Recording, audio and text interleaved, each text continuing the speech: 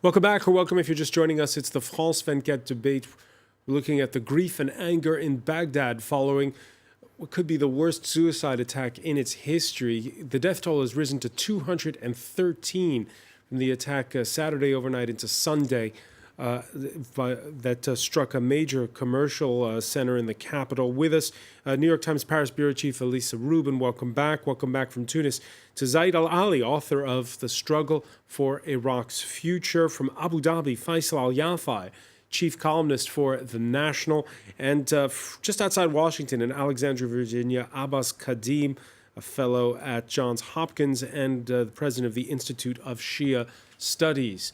Last week, we're talking about the timing now of this attack. The Iraqi army claimed to have taken a retreating convoy of ISIS fighters fleeing the fighting inside Fallujah, which it claims it is fully under its control now.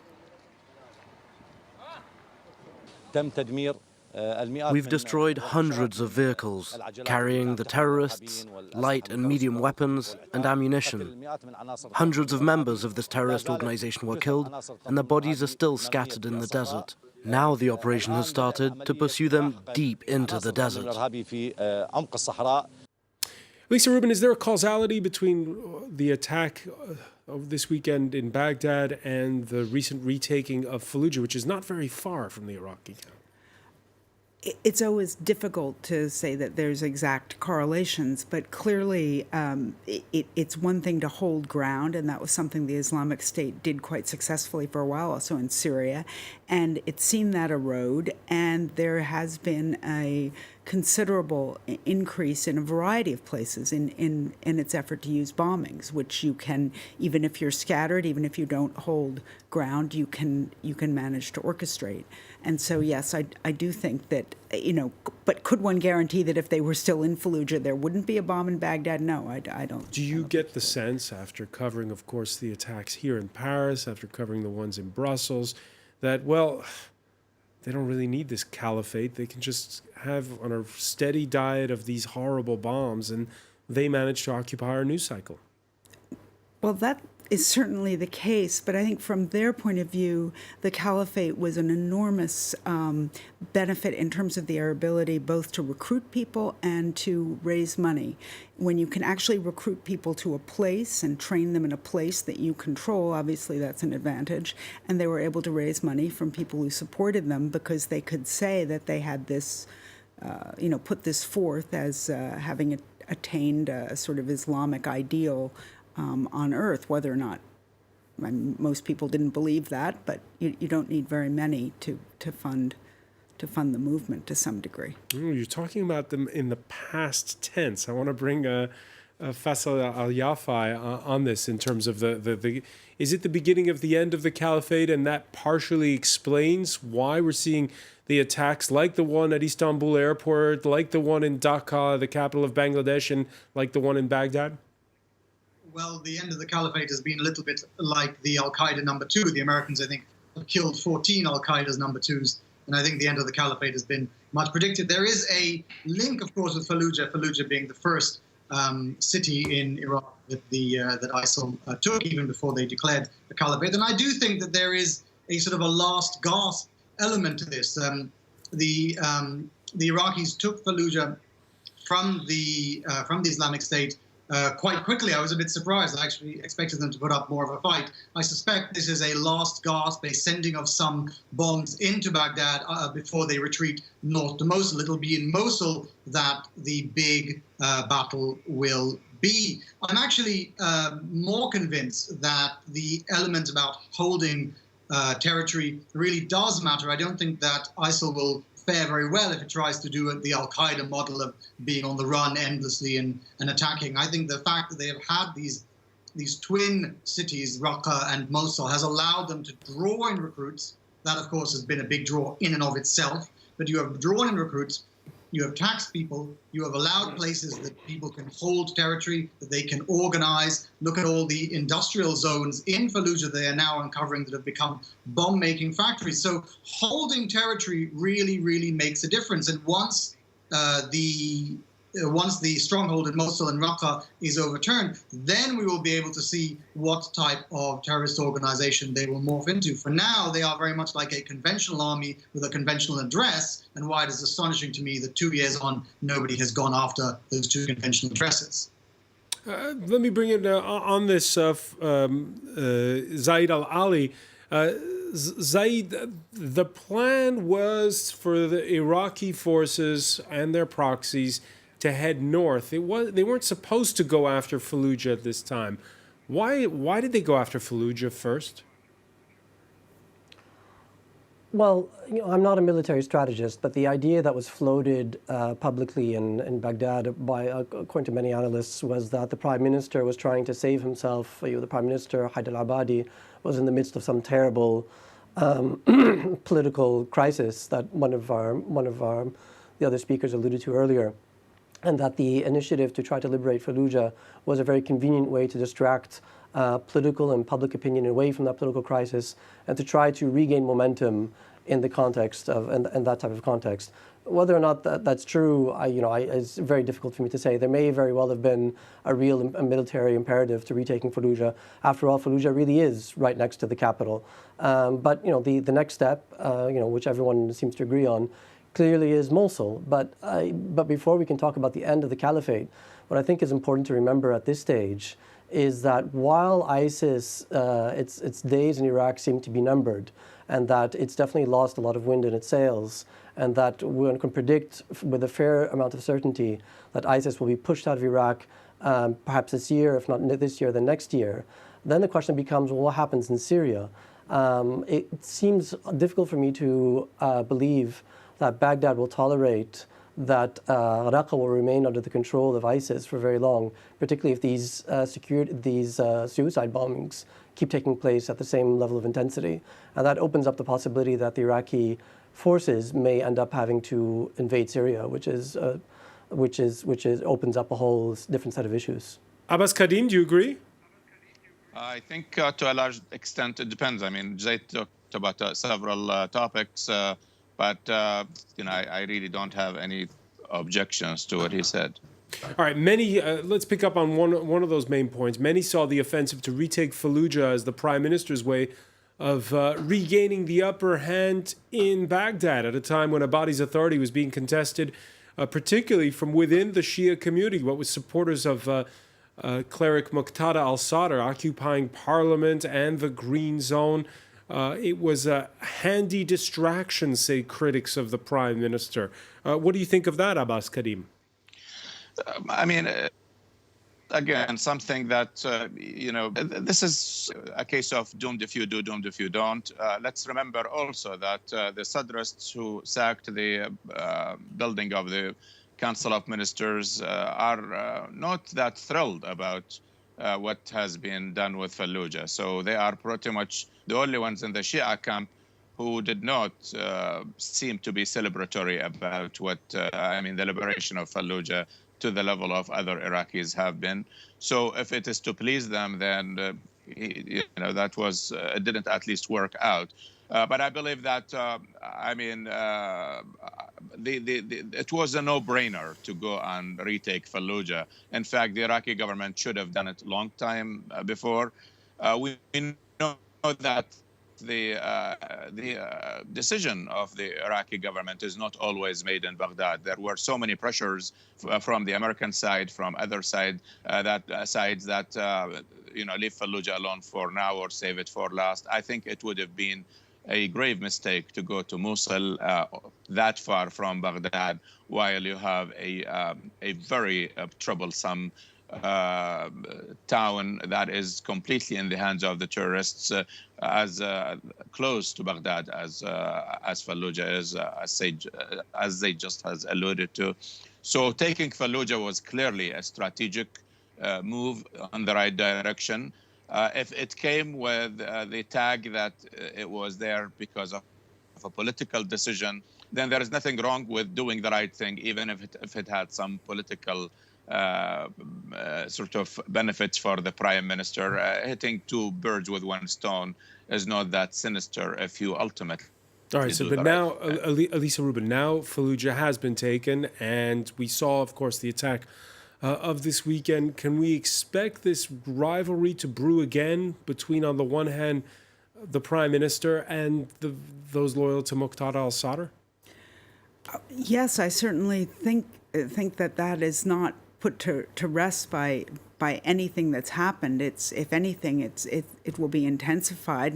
Muqtada al-Sadr has always really responded or tried to use whatever the emotions are of the Iraqi street. And right now, the Iraqi street is, and particularly Shia, but everyone is very angry, feels very vulnerable, and wants somebody to do something about it. And so I think the Prime Minister has a very tough time ahead, and I don't really see any choices for him that will calm things down, at least in the short term. Can there be a change of coalition? Can there be a redrawing of the political map? Or because everything seems kind of frozen for... Well, I think what's terribly difficult is that there are many countries with a stake in what, or an involvement or an interest in what happens in Iraq, and they don't certainly agree about what should happen. You certainly have the Americans very present, not entirely clear what they want to have come out on top, but they definitely want to use Iraq as a way to get rid of ISIS, because they've promised they're going to do that. And you have Iran, which has been very, very involved with the Abadi government, that has lots of ties. It has done some things that are constructive, and it basically saved Iraq in a great measure when its army collapsed in 2014 in Mosul. And it was Iranian forces helped. They helped train people. They did an enormous amount. So both of these large countries, large interests, I think it's very hard for the Prime Minister at this moment. And how should Washington play it right now? Oh, I'm very glad I don't have to make that decision. What are they saying? Are they pressing Abadi to go after, to send forces north towards Mosul? How's it?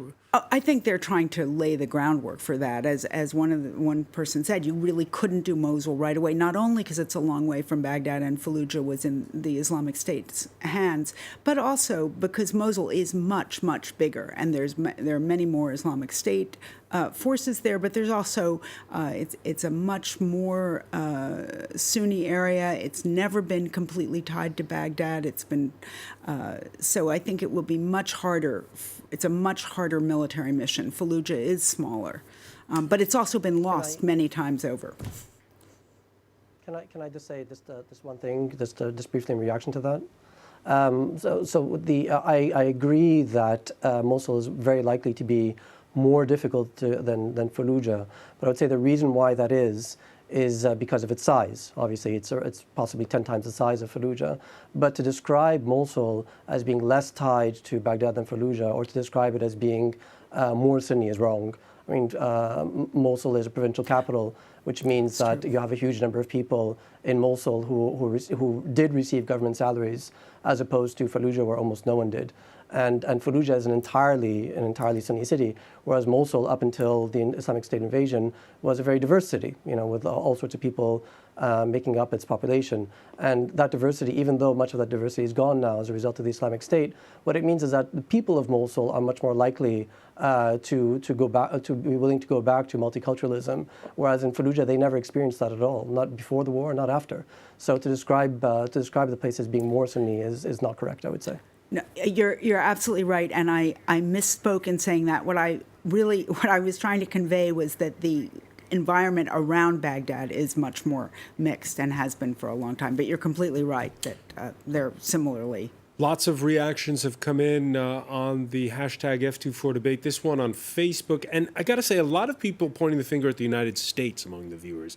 It says here, since Iraq has been under U.S. military occupation for the last decade and a half, all these thousands being slaughtered every month are the responsibility of the USA. Abbas Khadim, your reaction to that? Well, there is a tendency, especially in the Middle East, to bash the Americans. But that does not say, of course, that everything is completely false. I believe that the Obama administration has disengaged from Iraq to a large degree. They were told to leave in 2011. Absolutely, they were told, but they could have stayed if they wanted to. They just put so many restrictions on the staying, and I can assure you that President Obama was more eager to leave Iraq than the Iraqis themselves, and because it was his campaign promise anyway, and he wanted to keep that promise. He also never believed in the Iraq war. He called it the war of choice, but definitely right now, or at least in the last months of the Obama administration, the last thing they want is to open someone's belly and leave him on the operation table for the next administration. They want to glue Iraq or to freeze it if they can, the way it is, until they hand the ball to some other administration and then leave with the least catastrophic conditions they can. So right now there is no mood in the Obama administration of doing anything drastic than the course of events, and that's clear. That's from at least my sense from talking to so many people in the administration. I'm being in Washington, but of course, definitely. Let me pick up on that point with Elisa Rubin, because it's also the mood of U.S. public opinion.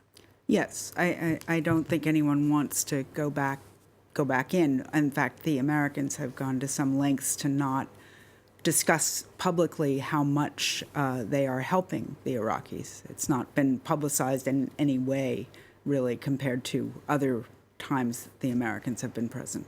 Well, if I may just say something, actually. Go ahead. The problem sometimes of the United States is not that they do not do much. Sometimes the problem is in what they do. Because when they go to Iraq and then argue strongly and decisively, assertively for certain positions, they end up really imposing on Iraqis some solutions that don't work. And a lot of the meddling of certain officials from the Obama administration in Baghdad end up doing more harm than good, because they have a certain sort of image of Iraq in their minds that don't match what should be going on the ground. Of course, there are many where you are in Washington who argue that Iran does a lot more meddling than the U.S. does when it comes to local Iraqi politics. Well, it doesn't. These two things are not mutually exclusive. You know, both Iraq and Iran and Turkey and Saudi Arabia does also a lot of. But some people are talked more because it's fashionable to bash America and Iran. But who is talking about Saudi Arabia, which is probably the largest menace for Iraq? Same thing with Turkey. But these are all, Iraq, it's no secret. It has a nasty neighborhood. All of the players are doing destructive things for their own interest and to counter the interests of Iraqis. And of course, the United States also has to balance these complex relations between its allies, the Saudis and the Gulfis and Turkey, and also its enemy come negotiator, interlocutor, Iran. And they have to do that, and then balance that with the Iraqi interests. So yeah, sometimes it's not what you don't do in Iraq is what you do that causes the problem. Let me bring in on this Faisal Al-Yafai, because we're going to be talking a lot about history this week. On Wednesday, we're going to get the Chilcot report, and it's going to look into the UK's role in the war in Iraq. Already, we're getting word that there won't be any prosecution for Tony Blair. What's your reaction to that? Well, the Chilcot inquiry has been a long time coming, and I think we can talk endlessly about the involvement of the Americans and other players. I just one point about that. I think that when you invade a country illegally and then you occupy it for half a decade, I think you are probably responsible to some degree for what happens at least 1 or 2 or 3 years into the future, and the Americans seem very keen to abdicate their responsibility in that reaction. However, it is not entirely the fault of the Americans. The Iraqis have had many years and they have made many mistakes. But on this point, I think it's worth going back to what Haider al-Abadi is doing currently. And I'd like to sort of interject this little idea. I don't, even though people have often painted me as a critic of Haider al-Abadi, I actually think that he's doing something rather positive these days. He's moving inch by inch towards some sort of resolution. I wrote a column which is out this evening, drawing an analogy between what is happening on the ground, on the battlefield in Fallujah, and what is happening inside the parliament, inside the Green Zone in Baghdad. And in both cases, I think the problem he has is that he has to rein in the Shia groups, but also give power to the Sunni groups. And he hasn't done that in Fallujah, and he hasn't done it in the parliament. But he will need to, because there can't be any lasting peace inside the Green Zone nor on the streets of Fallujah without some representation being given to the Sunnis. But the moment that he seeks to do that, it will have to be at the expense of the Shia groups or the popular mobilization committees. So there's going to be some conflict. But the reason I praise him is that I think he is doing it inch by inch. And it is in that space, in the spaces between the buildings in Fallujah and in the spaces between the ideologies in Baghdad, that you will be able to find a solution. There will not be a grand overarching solution. It will come in the very small, deliberate, nuanced steps of politics. All right. Inch by inch, you say. Faisal Yafa, I want to thank you for joining us from Abu Dhabi. I want to thank Zaid Al-Ali in Tunis, Abbas Khadim in Alexandria, Virginia, Lisa Rubin. Stay with us. Our Media Watch segment is next.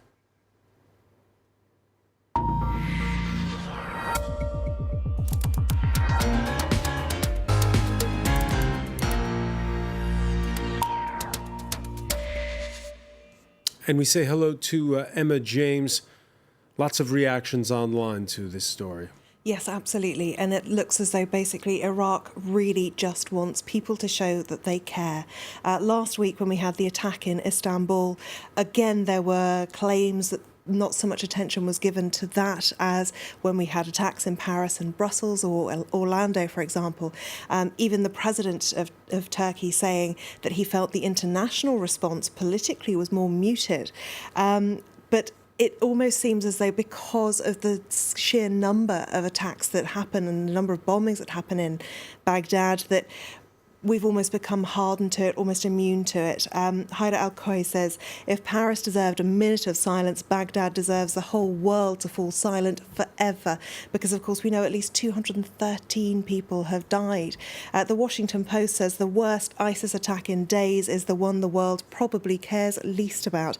They say that it's unlikely this attack, just the latest in an unending stream of tragedy to envelop the Iraqi capital, will generate the same panic in the West as Istanbul and Dakar. For years now, we've become almost numb to the violence in Baghdad. That's the words of the Washington Post. Looking elsewhere at the kind of reactions on Twitter, lest we forget, Iraq has not had a real day of peace since the Americans, the British and their allies invaded in 2003. Another reaction here from Michael Weiss, the journalist. This eclipses Istanbul and Dakar combined in terms of the death toll, and it happens all the time in Iraq. This image here shows you the scale of what's happened in the last decade. Those little red dots, each one of them showing a car bomb that has gone off in Baghdad, and the numbers really are just phenomenal. But many people obviously hoping to see the same kind of personal accounts and tributes and eulogies as we do when there are other terrorist attacks. This Twitter user says they all had a name, a face, a family, and they had hopes, fears and dreams. And Sultan Al-Qasemi's blog about that Iraqi dancer is absolutely exactly. Well, that is exactly what I was about to talk to you about. Adel Euro, as he's known online, his real name Adel Al-Jaff. Lots of people talking about him because it is rare to get that personal account of someone. In the Facebook tribute that you mentioned, he's described as a multi-talented young Iraqi dancer, filmmaker and rapper. On his Twitter account, he urges people to live to dream, create and inspire. The smiling profile photo is like any other thing that you would see. Now, what I do have is a clip of his videos. He posts a lot online. He's very prolific. And I'd like to show you this just as a little tribute to him.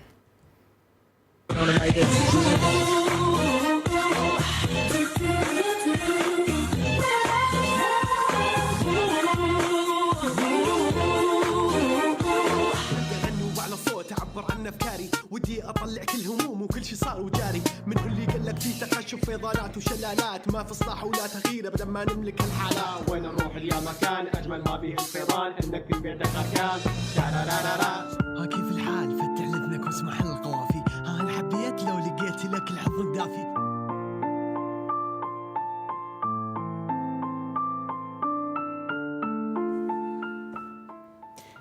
Now, Adel had already survived one terror attack in May last year. That time, he said he was a step away from death. This time around, he and 212 others weren't so lucky. And you've got to wonder again about the brain drain effect. We've talked about it when we've discussed Syria on this show. Young, creative people like this who die or will be perhaps enticed to go into exile. There's no question. It's really hard to know what you would say to someone right now who had dreams about what they could expect in the future in Iraq, in the near term, certainly. And yet, this is why it's a country worth helping in whatever way that they want to be helped, because it does have so many people like that in so many different parts of the country. And really an intellectual class still who have bravely stayed on, as well as many who've left who would come back if it were a little more peaceful. All right, we're going to leave it there. Elisa Rubin, I want to thank you. I want to thank Emma James. Thank you for joining us here in the France 24 debate.